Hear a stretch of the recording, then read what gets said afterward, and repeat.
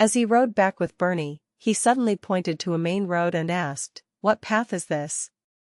Where does it lead?" "Oh, you mean that way? If you follow this path, you will reach the territory of SYNOPSIS. There is a fairly large castle in this area. SYNOPSIS territory." It was a name that made her suspect something somewhat sinister. "Yes, shall we go there this time?"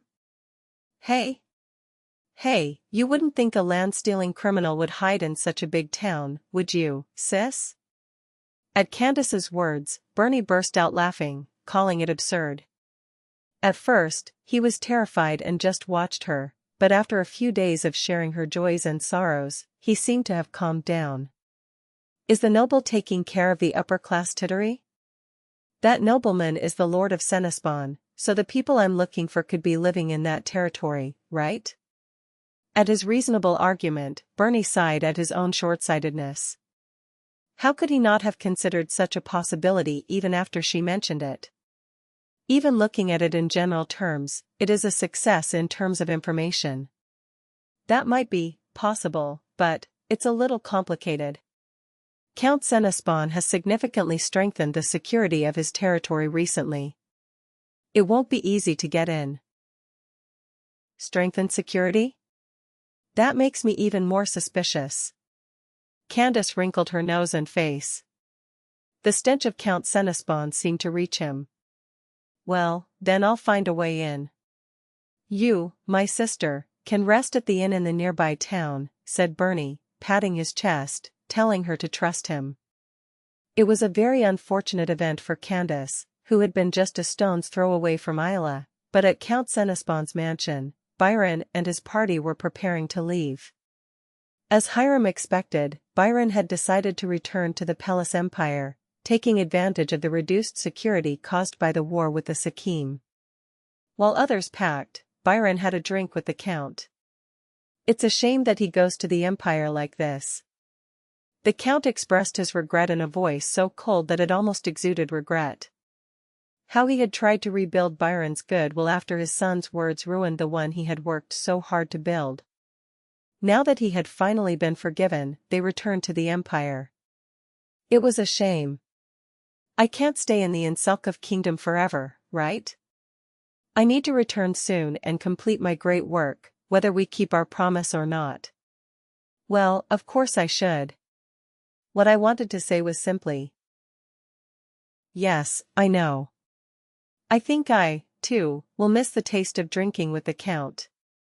Byron chuckled and lifted the glass to his lips. The Count was a man with many flaws, but at least his taste in wine was impeccable. "By the way, you will return by land.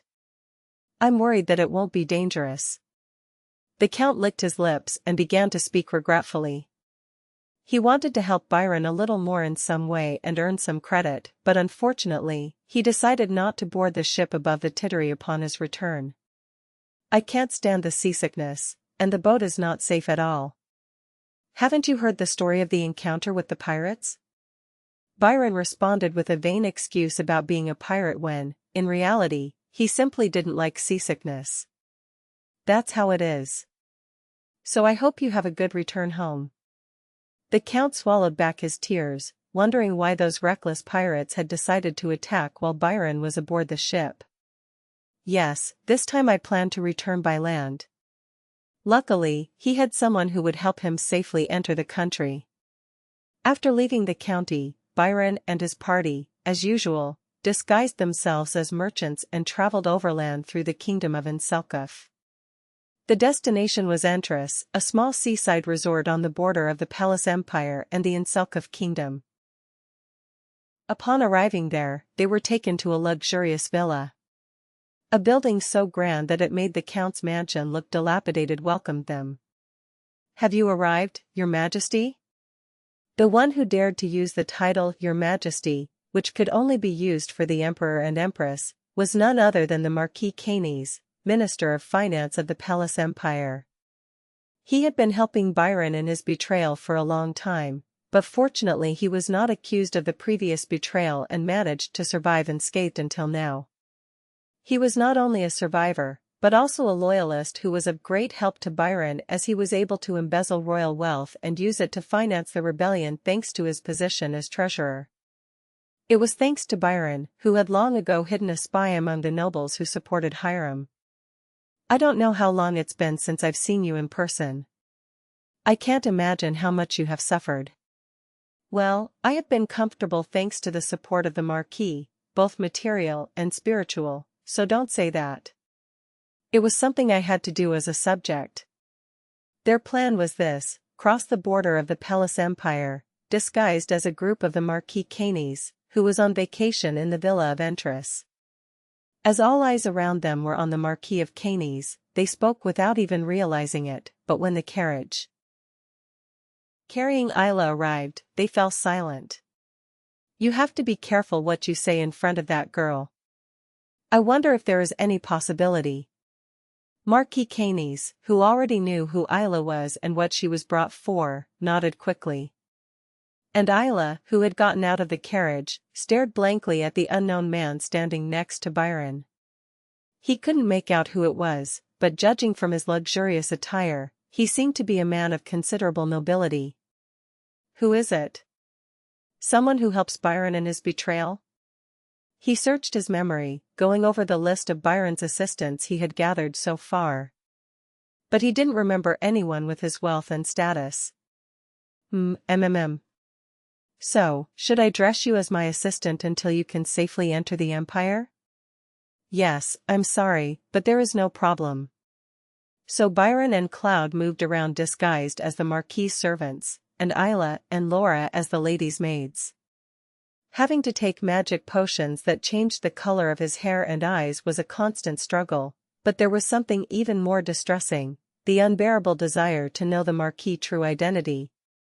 It was truly absurd for a maid not to know the identity of the person she served as master. But Byron and the man were extremely careful not to reveal anything in front of Isla, so she had no way of knowing. But I couldn't ask him directly who he was. Byron generally did not like to be asked questions, and rarely showed curiosity about his work.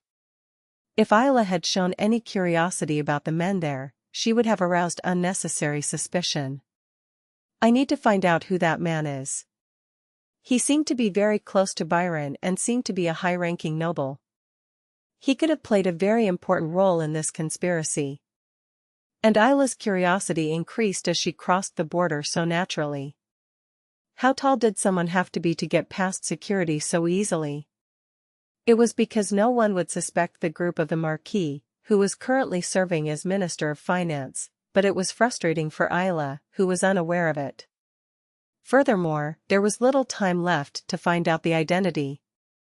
We separate tomorrow. Yes, Mother. I will miss you. They thought Isla was asleep, but she heard Laura and her mother talking. Are they separated? Why Laura and Capella? She had fallen asleep for a moment, but the conversation woke her up and she clutched the blanket tightly, concentrating on the conversation. If you take this path to Venator, you will infiltrate the enemy house immediately. Get ready. Yes, I know. I will do that. I will risk my life for the sake of my family's reputation. As Capella spoke with concern, Laura cursed in a firm voice. From what he had heard, it seemed that Laura had first infiltrated the Duke of Weishafen as a maid. It was a similar story to his previous life. But Isla's heart sank as she heard the story that followed. Laura was going to Venator with that mysterious nobleman. Byron, Isla, and the others would return to their wandering lives as before. Therefore, the time to discover his identity was before dawn. He concentrated on whether there would be any clues in Laura and Capella's conversation, but they only shared their regret over the separation and quickly went to bed. When he fell silent, Isla cautiously sat up. He cautiously examined Laura and Capella, but they seemed to be fast asleep. It's a little dangerous, but I can't leave it like this. I have to find out his name. She wasn't lazy and looked like a big shot. If he left something to chance, it could cause a huge disaster in the future. Isla cautiously left the room. Then, using his memory, he headed to the inn where the nobleman was staying. It was a rundown inn for a nobleman, but it was still the biggest and best room of all. Luckily, there was no one in the hallway. He put his ear to the door in silence. It was pretty late, so he was probably asleep, but I wanted to check if he was awake. Is it possible? But the voice that could be heard from inside the room was not that man's. It was Byron's.